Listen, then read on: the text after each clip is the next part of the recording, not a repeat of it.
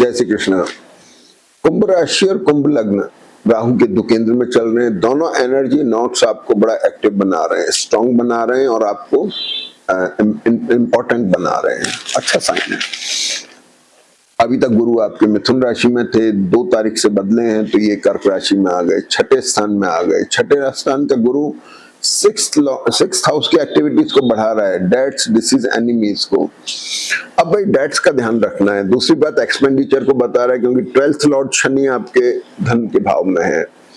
तो लाइबिलिटीज जो एक्सपेंडिचर्स हो रहे हैं या बिजनेस में है तो इन्वेस्टमेंट्स हो रहे हैं, कुछ एसेट खरीदने की तरफ अगर जा रहे हैं, लग्जरी प्लॉन चीजें, उसमें लाइबिलिटीज हो सकती हैं। बहुत सारी चीजें आ रही हैं।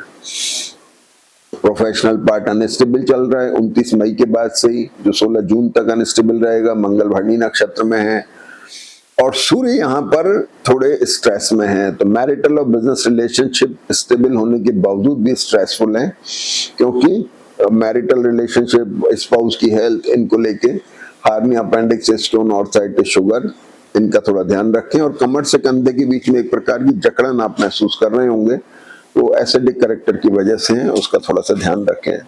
मोटे तौर पे बुध और शुक्र बहुत अच्छी पोजीशन पे हैं और यहाँ देखेंगे तो शुक्र वर्गोत्तम में है।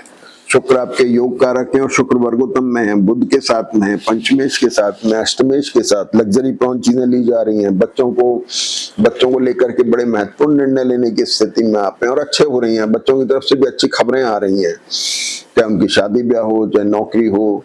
आपका अपने भी बहुत अच्छा प्लीजेंट एटमॉस्फेयर निकल रहा है। तो वीक की शुरुआत की चंद्रमा के साथ में, कुंभ राशि में चंद्रमा जो राहु के साथ में है, तो राहु के साथ चंद्रमा बैठ करके थोड़े स्ट्रेसफुल तो हैं। कभी कभी स्ट्रेस ट्रैवल भी करा देता है, तो हो सकता है ट्रैवल हो गई हो। 8 तारीख को एक बड़ी घटना होती है कि शुक्र जो है यहाँ पर वर्गोत्तम में है, यहाँ से राशि बदलते हैं और शुक्र यहाँ गुरु के साथ आ जाते हैं। यहाँ भी शुक्र वर्गोत्तम में है, ध्यान रखने की बात है। यहाँ शुक्र हट गए हैं यहाँ से बुध के साथ से, अब योग कारक शुक्र गुरु के साथ आ गए हैं। योग कारक शुक्र धनेश और इसके साथ आ गए हैं। इस शुक्र गुरु कॉम्बिनेशन जो है बड़ा क्लोज है। क्लोज होने से इंटेस्टाइन की चॉकिंग बताता है, थोड़ा आपकी कॉलिन में थोड़ी प्रॉब्लम बताता है। तो पेट की तकलीफ का ध्यान रखना है, खासतौर पे आप फाइबर रिच डाइट लें जिससे पेट आपका ठीक रहे। 9 तारीख को चंद्रमा मेष राशि में, सॉरी मीन राशि में आ जाते हैं। मीन राशि में चंद्रमा शनि के साथ हैं, रिडिफाइनिंग मोड में। इसकी दृष्टि अष्टम भाव पर है। एसेट को लेके हो सकती है रिडिफाइनमेंट, आप ट्रेवल कर सकते हैं। आपकी लाइबिलिटीज हो गई, एक्सपेंडिचर्स हो गए, सारी चीजें आ रही हैं, तो इन चीजों ये उसका कारक है। अब 9 तारीख के बाद 10 तारीख को एक कॉम्बिनेशन ऐसे मोड में है कि जो है फ्रीज होगा। फ्रीज होने की वजह से कंधे कमर में दर्द होना या फिर ट्रैवल होना या मेंटल थोड़ा सा स्ट्रेस होना, ये चीजें इसमें आ रही हैं। किसी की परेशानी आना, कामकाज में परेशानी आना, उसको लेकर के हो रहा है। और इसके बाद में चंद्रमा 11 तारीख को मेष राशि में आ जाते हैं। चंद्रमा मंगल के साथ आ गए, मेष राशि में आ गए। ये कॉम्बिनेशन पेट की तकलीफ बता रहा है। मंगल चंद्रमा एक्यूट एसिडिटी बता रहे हैं, पेट का फिर ध्यान रखना है। केतु की दृष्टि है, बहुत ज्यादा गर्माहट है, मतलब एसिडिक करेक्टर बन रहा है, केयरफुल रहना है। 11 तारीख को चंद्रमा मेष राशि में वर्गोत्तम में है।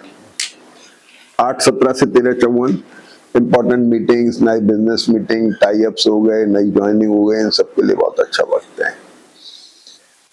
11 तारीख को शुक्र भी अपना वर्गोत्तम तो बाहर आ रहे हैं, सिंह नवांश में जा रहे हैं, लेकिन पुष्य नक्षत्र में आ रहे हैं। तो ये कॉम्बिनेशन बहुत एक्सप्लोरिंग हो गया।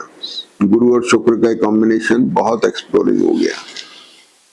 ये प्रोफेशन पे देख रहा है, कामकाज में, मतलब बिजनेस से लेकर बिजनेस हो गया, नौकरी हो गई, इन सबको लेके बड़े मेजर चेंजेस आ रहे हैं।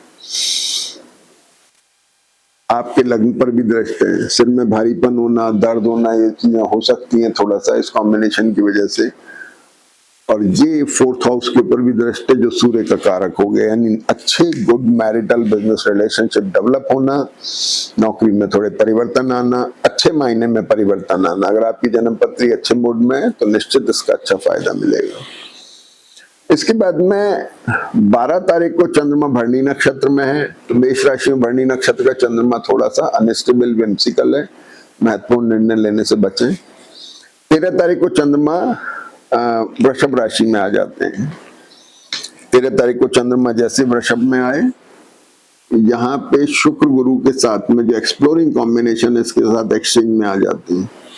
चंद्रमा 6 लॉर्ड है, एसेट को लिक्विडेशन होना या आपके एसेट का लिक्विडेशन होना, मैरिटल और बिजनेस रिलेशनशिप में एक्सप्लोरेशन होना, बेटर साइड की तरफ जाना, दूसरा लाइबिलिटीज को लेके कंसर्न होना, ये सारी चीजें इसमें आ रही है। तो थोड़ा ध्यान रखें, ट्रैवल प्रोन या एसेट लिक्विडेशन मेनली दिखाई दे रहा है। पेरेंट्स की हेल्थ का थोड़ा ध्यान रखने की जरूरत है। इसके बाद में 13 तारीख को चंद्रमा वृषभ राशि में वर्गोत्तम में है। ये 6:32 से लेकर के 11:47 तक चंद्रमा वृषभ में वर्गोत्तम में है,